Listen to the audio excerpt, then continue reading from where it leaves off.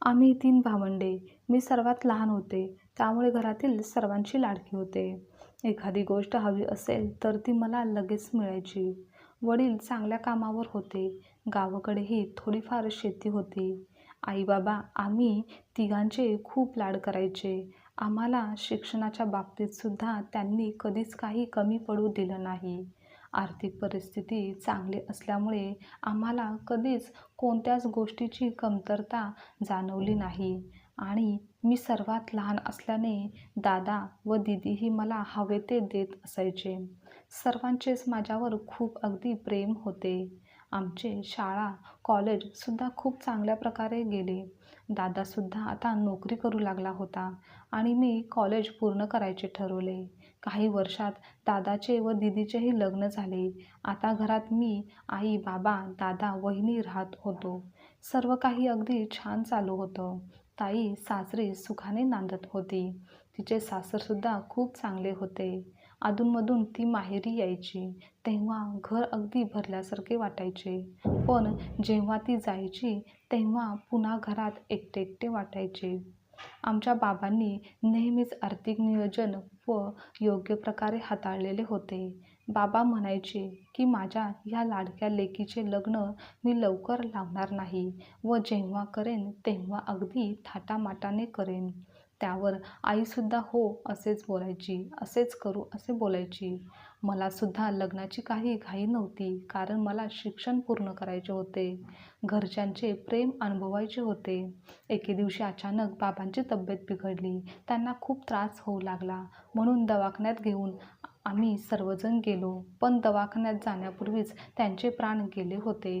बाबांच्या अशा अचानकपणे जाण्याने आम्ही घरातील सर्वच जण कोलमडून पडलो. आईची तर अवस्था खूपच बेकार होती. पण आम्ही तिला त्या कठीण काळात आधार दिला. काही महिने निघून गेले. ओळखीच्या एकाने माझ्यासाठी एक स्थळ सुचवलं. मुलगा चांगल्या कंपनीत कामाला होता. आई होती. वडील लहानपणीच वारलेले होते. आईनेच त्यांना लहानाचे मोठे केले होते. चांगले शिक्षण आणि संस्कारसुद्धा दिले होते. रीतिरिवाजानुसार पाहण्याचा कार्यक्रम झाला. लग्न ठरले, कारण आईलाही तो मुलगा आवडला होता. शिवाय छोटे कुटुंब, त्यामुळे माझ्यासाठी ते योग्य आहे असे आईला वाटले होते. काही दिवसातच लग्न झाले. मी सासरी आले. नवरा खूप कष्ट करायचा. घरातील सर्व जबाबदाऱ्या पार पाडत असे. काही महिन्यांनी आम्हाला बाळ झाले. संसाराचे वेल बहरत होते. मी स्वतःला खूप जास्त भाग्यवान समजायचे की माहेरीसुद्धा माझे लाड व्हायचे व येथेसुद्धा मी खूप खुश असायचे. आता माझा मुलगा 5-6 महिन्यांचा झाला होता. आजकाल माझा नवरा समीर खूपच अस्वस्थ असायचा. सारखी तब्येत ठीक नाहीये, मला बरं वाटत नाहीये असे करत असे. मी आणि आई त्यांना दवाखान्यात घेऊन जायचो, पण औषधांचा मात्र काहीच परिणाम होत नव्हता. दिवसेंदिवस त्यांची तब्येत खूपच बिघडत चाललेली होती. आता आम्हालाही काळजी वाटू लागली होती. म्हणूनच मोठ्या शहरात त्यांना दाखवायचे ठरवले आणि आई व ते उपचारासाठी दाखल झाले. मलाही जायचे होते, पण बाळ लहान असल्याने त्यांना घेऊन जाऊ शकले नाही. म्हणून मी आईंना सांगितले की डॉक्टर काय सांगतात ते बघा, मग आपण तसे उपचार करूयात. मी फोन करायचे, पण तिकडून काहीच समाधानकारक उत्तर मिळत नसे. त्यानंतर काही दिवसांनी ते दोघेही घरी आले. दोघांचीही तब्येत ठीक वाटत नव्हती. यांचे वजन तर फारच कमी झाले होते. आईंना मी काळजीने विचारले, काय झालं, रिपोर्ट काय आलेत, त्यांची तब्येत आता कशी आहे, बरी होईल ना? त्यावर आई रडतच माझ्या जवळ आल्या आणि म्हणाल्या, नाही, त्याला कॅन्सर झाला आहे आणि तो शेवटच्या स्टेजवर आहे. तो आता काहीच महिन्यांचा सोबती आहे, असे डॉक्टरांनी सांगितलेले आहे. हे ऐकताच मी स्तब्ध झाले. आई व मी जोरजोरात रडू लागलो. आमच्या बाळाला अजून बाबांचे प्रेमसुद्धा अनुभवायला मिळालेले नव्हते. मी बाळाकडे पाहून थोडे धीराने घेतले. आईंनासुद्धा सावरलं. दिवस जात होते. हे आता नोकरीवर नसल्यामुळे आर्थिक परिस्थितीसुद्धा बिघडत चाललेली होती. काही बचतीचे पैसे होते त्यावरच थोडे चालू होते. आईने तर जेवणही कमी केले होते. त्यांची तब्येत मुलाच्या विचारानेच खूपच कमी झाली होती. नवरा गेल्यानंतर एकुलत्या एक मुलाला लहानाचे मोठे केले.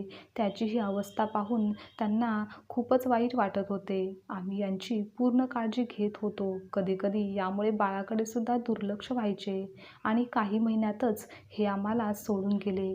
सर्व काही अंधारमय झाले. एवढे मोठे दुःख सहन होत नाही तोपर्यंत त्यांच्या जाण्याने आईने धक्का घेतला आणि त्याही देवाघरी गेल्या. तेव्हा माझा अजून एक आधार तुटला.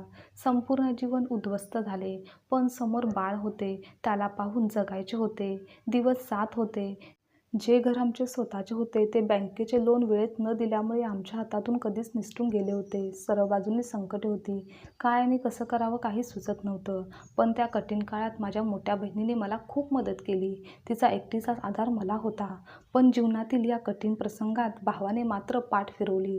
तो बोलतही नसे. त्या दिवशी ताई घरी आली. ती सुद्धा बोलली, भाऊ तर तो असा, पण आईला पण काय झालं? ती अशी काय वागते? मी म्हणाले, जाऊ दे, तिचा सुद्धा नाईलाज होत असेल. शेवटी मुलासोबतच तर राहायचं आहे तिला. मग ती तरी काय करणार? त्यावर ताई म्हणाली, ते काय नाही, तू सरळ संपत्तीचा वाटा माग. मी जरा आश्चर्यकारक ताईकडे पाहिले तर ताई म्हणाली, का नाही? तुझ्यावर इतकी वाईट परिस्थिती आलेली असतानाही दादाने तुला स्वतःहून मदत करायला हवी होती.